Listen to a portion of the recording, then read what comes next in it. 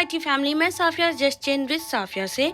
तो आज मैंने बनाया है ये चॉकलेट केक। एज़ यूजुअल मैं हमेशा चॉकलेट केक ही बनाती हूँ।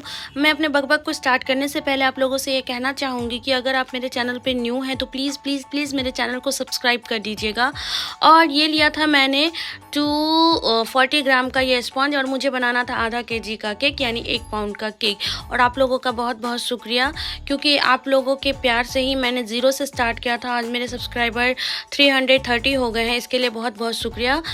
तो अब मैं आपको इस स्पंज को कट कर दिखाऊंगी, क्योंकि बेसिकली स्पंज तो सब कोई बना लेते हैं लेकिन इसे काटना बहुत मुश्किल हो जाता है। इसके लिए मैं करूंगी, सबसे पहले क्या होता है ना, हम अपना हाथ इसके ऊपर रखते हैं, फिर नाइफ़ को धीरे से एंटर करते हैं, ताकि वो पूरा हमें नाइफ़ एंटर नहीं करना होता, बस थोड़ा सा मार्क्स लगाना होता है और टर्न टेबल को टर्न कर हमें कट का निशान डालना होता है। फिर जब एंडिंग पॉइंट आता है तो हमें एंटर करना होता है नाइफ़, और फिर ये देखिए मेरा कट गया। हमेशा मैं जब मैं टॉल केक बनाती हूँ तो 4 लेयर करती हूँ, लेकिन आज मैंने 3 ही लेयर रखा है। मैंने फर्स्ट लेयर लिया, उस पर वाटर स्प्रे किया और उसके बाद मैंने मेरी मम्मी ने, जब मैं स्कूल में पढ़ाने गई थी तब मेरी मम्मी ने क्रीम बनाकर रख दिया था। मेरी मम्मी मेरा बहुत हेल्प करती है, मेरी अम्मी मेरा बहुत हेल्प करती है, मेरा बहुत केयर करती है हमेशा। मैं कुछ भी काम करती हूँ, मैं घर का कोई भी काम नहीं करती हूँ, अपना केक बनाती हूँ, स्कूल जाती हूँ, बस मेरा इतना ही काम होता है। तो अब मैंने लिया है गनाश। ये गनाश मैं हमेशा बना कर रखती हूँ, जब मुझे यूज़ करना होता है फ्रिज से निकालती हूँ, उसे डबल बॉयलर स्टेप में करती हूँ, फिर उसको लिक्विड कंसिस्टेंसी में बनाती हूँ, फिर उसके बाद यूज़ करती हूँ। अब मैंने क्या किया है, सबसे अपर लेयर को मैंने रखा है मिडल में, क्योंकि हमेशा मैं यही करती हूँ कि जो मेरा सबसे अपर लेवल होता है उसको मैं मिडिल में रखती हूँ और उसके बाद जो मिडिल वाला पार्ट होता है उसे मैं सबसे अपर रखती हूँ। तो अब मैं फिर से इसमें वाटर स्प्रे कर क्रीम डाली हूँ, और मेरी मम्मी ना कम क्रीम बना दी थी तो मुझे फिर से क्रीम बनाना पड़ा। फिर से मैंने रखा है ये गनाश, और ये गनाश मेरी थोड़ी लिक्विड ही हो गई थी क्योंकि मैंने कुछ ज़्यादा ही देर तक इसे गर्म कर दिया था। और ये सेकेंड लेयर भी कंप्लीट हो गया। अब मैंने रखा है ये तीसरा लेयर रखने के बाद मैं इसे अच्छे से क्रम कोट कर लूँगी। और हाँ, थर्ड लेयर पर भी मैं थोड़ा पानी स्प्रे करूँगी। और आपको एक बात बताना भूल गई कि अगर आपने मतलब फ्रेश स्पंज बनाया है, जैसे कि मैंने ये एक दिन पहले बना रखा था, तो मैं इसमें वाटर स्प्रे कर रही हूँ। अगर मैंने रिसेंटली मतलब तुरंत ही बनाया होता, आज ही बनाया था जिस दिन मुझे बनाना था, तो मैं इसमें वाटर स्प्रे नहीं करती, मैं डायरेक्ट ही इस्तेमाल कर लेती, क्योंकि स्पंज जो है थोड़ा फ्रेश होता है, उसके जो क्रम्स टूटने के चांसेस ज़्यादा होते हैं। तो अब मैं क्या करूँगी, थोड़ा क्रीम लूँगी। और हमेशा याद रखना है हमें कि जब हम क्रम कोट करते हैं तो हमें हैवी क्रीम की लिपापोती नहीं करनी होती है, हमें मिनिमम क्वांटिटी में क्रीम लगाना होता है, ताकि बस क्रम्स बाहर ना आए। और इसे मैं 15 से 20 मिनट रख दी थी फ्रीज़ में, क्योंकि सेट हो जाता है तो बनाने में बड़ा मज़ा आता है। तो अब 15 से 20 मिनट के बाद मैंने इसे निकाल लिया है बाहर, और अब मैं इसे की प्लास्टर करूँगी। तो सेम मैंने पाइपिंग बैग में भर रखा था क्रीम।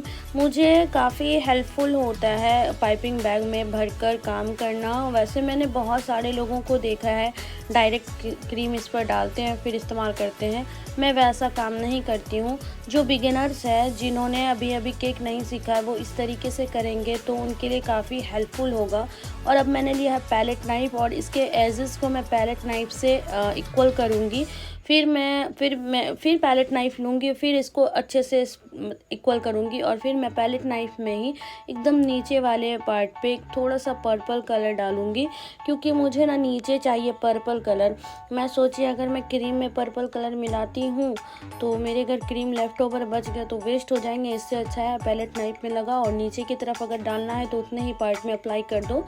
ये पैटर्न मुझे काफ़ी अच्छा लगता है। इसके बाद मैंने लिया था कॉम लेने के बाद मैं इसे कॉम कर दी हूँ, और फिर से मैंने लिया पैलेट नाइफ़, और पैलेट नाइफ़ में मैंने फिर से कलर लिया, क्योंकि मुझे लग रहा था ना कि ये काफ़ी नीचे हो गया, थोड़ा और ऊपर आता तो ज़्यादा अच्छा लगता। तो मेरे पैलेट नाइफ़ में थोड़े कलर लगे हुए थे, तो मैंने फिर से उसको प्लेन कर दिया, और फिर से मैंने लिया कॉम, उसके ऊपर पैटर्न बना दिए।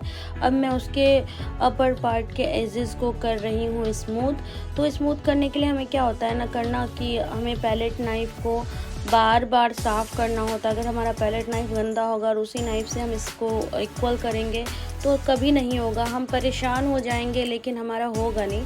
मैं ऊपर में भी इसके ऊपर क्या करूँगी ना, पैटर्न बना दूँगी। मेरे साथ क्या हो रहा है ना प्रॉब्लम, मैं करते करते हम पर आ जा रही हूँ, क्योंकि है क्या ना कि मेरा लैंग्वेज ही है हम, तो हम करने लगते। अब मैंने जो डिज़ाइन सोच रखा था वो फर्स्ट अटैम्प्ट में मुझसे नहीं बना, तो मैं देखिए बना दी, और बनाने के बाद मुझे ये डिज़ाइन बिल्कुल भी अच्छा नहीं लग रहा था, मतलब एकदम अजीब लग रहा था।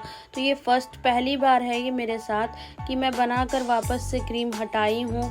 फिर जो मतलब इसका प्लास्टर बिगड़ गया था, फिर से मैंने लिया है कम और उसको किया है इक्वल, क्योंकि ये बिगड़ा हुआ लग रहा था, बहुत ही अजीब लग रहा था।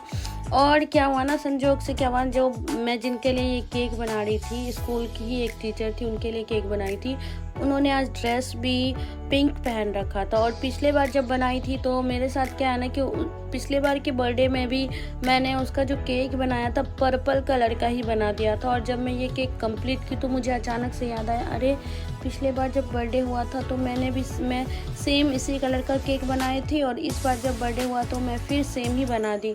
और मुझे लगा, वैसे मैं पूरे दिन कल सोच रही थी क्या डिज़ाइन डालूँ, मुझसे नहीं कुछ सूझा तो मैंने यही बना दिया। अब मैंने लिया है सिल्वर मेटालिक स्प्रे, इसके ऊपर मैं स्प्रेड कर दूँगी। ये स्प्रे से मुझे बहुत ज़्यादा प्यार है। मेरे घर में सब मुझे डांटते हैं कि इस तरीके से क्यों उड़ाती हूँ, लेकिन ऑनेस्टली बताऊँ मुझे बहुत अच्छा लगता है।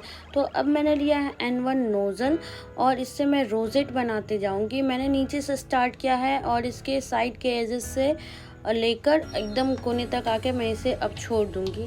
तो ये देखिए, ये डिज़ाइन मुझे काफ़ी अच्छा लगा, मैं यही बनाना चाह रही थी, लेकिन पहली दफ़ा में कुछ और ही बन गया था। अब मैंने लिया है मोदक नोज़ल में मैं इस तरीके से पैटर्न बना दूँगी, और सेम आगे और पीछे की तरफ सेम इसी तरीके से मैं बनाऊँगी, और मोदक नोज़ल से ही मैं बॉर्डर दूँगी, क्योंकि बॉर्डर बिना केक बिल्कुल अधूरा सा लगता है, मुझे अच्छा नहीं लगता। और मेरी टीचर ने भी सिखाया था कि बिना बॉर्डर के केक कभी नहीं बनाना। और अब मैं क्या करूँगी ना, इसके साइड जो एजेस है ना, इस पे भी मैं छोटा मोदक सा डिज़ाइन बना दूँगी, जिसका क्लिप मैं ऐड करना भूल गई, सॉरी।